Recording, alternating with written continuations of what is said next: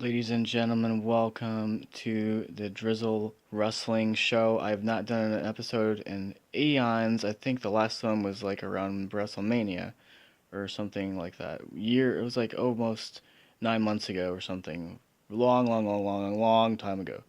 So, let's talk about the first ever all women's Royal Rumble, which was just announced for the pay per view in January. Now, this is the first time that 30 women will be in a Royal Rumble, and we're talking about stars of now, stars from NXT, stars from Legend contracts, Lita, Trish Stratus. We might even see Kelly, Maria. We might see Melina. We might see all of the famous Diva tag teams might be in this match as well, including Lay Cool, which is awesome because I like Lay Cool back in the days. So this is a good opportunity for WWE to reinvent the Royal Rumble. Yes, you're gonna have the women's plus the other men's Royal Rumble match, plus the championship match between Lesnar, Strowman, and Kane. Now, that could be a really interesting situation to build towards a really uh, pretty interesting WrestleMania, if you want my honest opinion. Um, Clash of Champions I thought was pretty good. I would give it probably an 8.5 in my opinion this year. Um, Now let's get on to the Dean Ambrose pectoral tear, and I believe he tore a tendon. So he's going to be out after surgery for at least 8 to 9 months. So no Dean Ambrose, no Shield, you guys. So no Shield for WrestleMania. So um, we're going to have to figure out what's going to be coming from all of this as far as future matches for WrestleMania. Some people are predicting that we're going to see Kurt Angle versus Triple H and Daniel Bryan versus Shane McMahon, possibly. I say go ahead with the Shane McMahon Daniel Bryan angle. I like it. I think it could build towards something real interesting. And then AJ Styles versus Dolph Ziggler and Nakamura, I think would be an amazing WrestleMania match for SmackDown Live. I say go ahead and do it. Um, Now for the women's championship on SmackDown, I would say a three or four-way match between Charlotte, Carmella, and maybe Becky Lynch and Natalia would make a lot more sense. Maybe even throw in Naomi possibly in that mix as well. I think that would probably benefit SmackDown's ratings as far as WrestleMania would go. Um, on the Raw side, if they're smart, they should include Alexa Bliss, Asuka, Mickey James, Bailey, and maybe a few other women from that division, maybe in like a winner take all type of a match, and maybe Stephanie could be the referee in the match. That would make a lot more sense, honestly, to build towards something like this. Now, you can put Ronda Rousey in that situation as well because she is already officially training, and so is Shayna Baszler. And now Kyrie Sane is another thing too because she could be involved in that too, but we don't really know what's happening with that situation, whether she's going to get called up from NXT or not. Um, Now, I'm more excited about the Royal Rumble right now because this is the first opportunity for 30 women to get an opportunity at a number one contender slot to make it all the way to WrestleMania and face either Charlotte or Natalia or even Carmella. Honestly, we don't really know what's happening with that situation. Um, Now, what's also been in the news recently is McMahon has sold some of his stock of WWE off because he is interested in restarting the XFL. Now, as you all know, in the early 2000s, Vince McMahon did have a football league, which did kind of flop, but we did see some entertaining games and some crazy, athletes from the team's future. Like Tommy Maddox, for example, like he was obviously played for the Steelers years after that.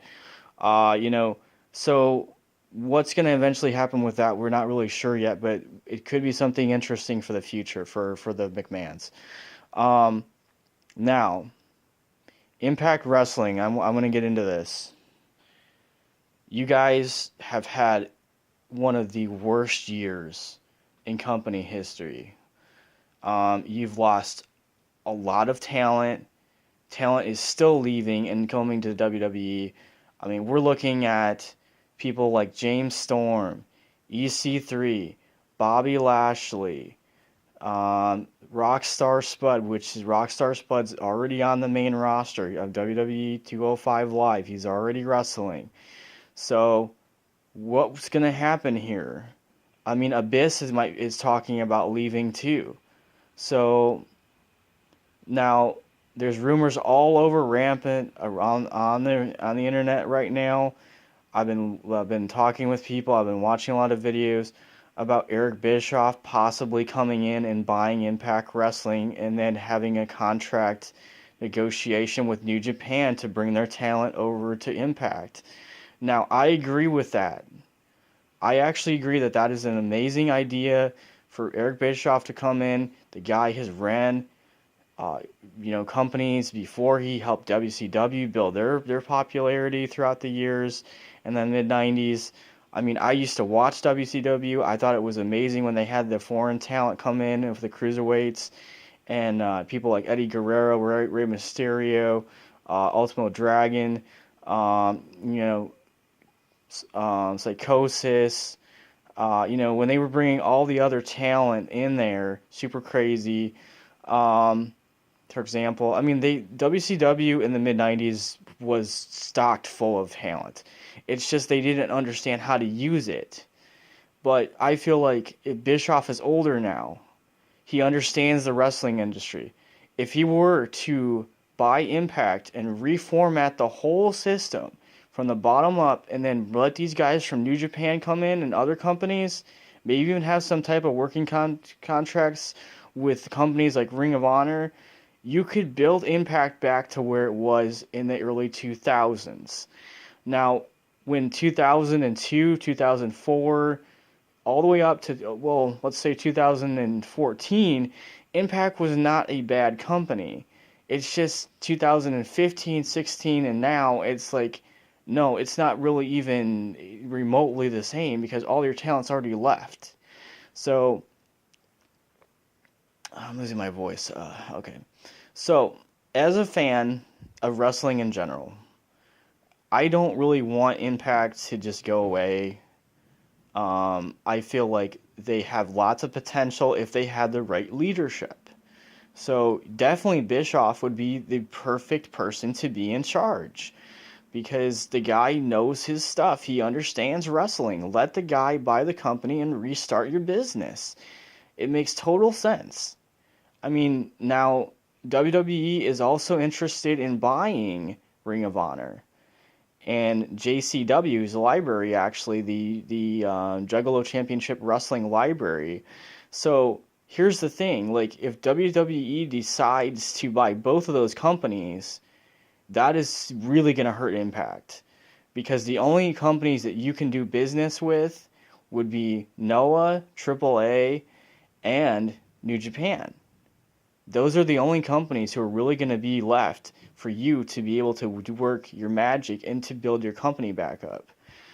Now, the National Wrestling Association, you know, Billy Corgan, I feel really horrible for Billy Corgan, by the way, because the guy spent all this money trying to rebuild this company, and then he's told that, oh, you don't actually own the rights to the company, so you can't basically air your product. That to me is not right in any formal way. That they should have explained that to Corgan before he even purchased it.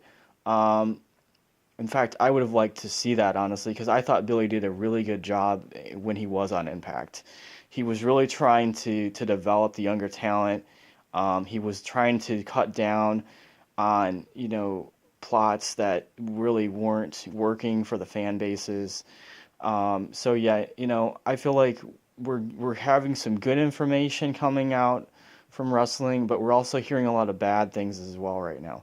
So I think what would make more sense, honestly, is for Impact to have those contracts with New Japan and bring the Bullet Club over, bring some of the younger talent in there to develop the talent you've already got. Because if EC3 leaves, James Storm, all these other talents, Bob, even Lashley, for example, like who is really left there to build your product? You know, I mean, the knockout division right now, let's be honest, there's only like 3 or 4 knockouts who are even really worth watching wrestle. Um, the major talent has already left. Like, there's no beautiful people, there's no Mickey James, there's no Victoria anymore. I'm sorry, Tara. You know, Taylor Wilde left. I mean, yeah, I mean, I don't know. Like, all the good knockouts basically left already. So you're gonna have to develop some type of an idea of what you want to do with this product because you can't just let it keep sinking into the dirt. Um, yes, Eric Bischoff, if you hear this video, you need to save Impact because it is really bad. I don't even watch it anymore. When I used to watch it every single week throughout like 2002 all the way up till 2000 and I want to say 13 before I lost interest. And yeah, I just think Impact has a lot of work to do. And bringing back some of their older talent too, like Christopher Daniels, makes perfect sense.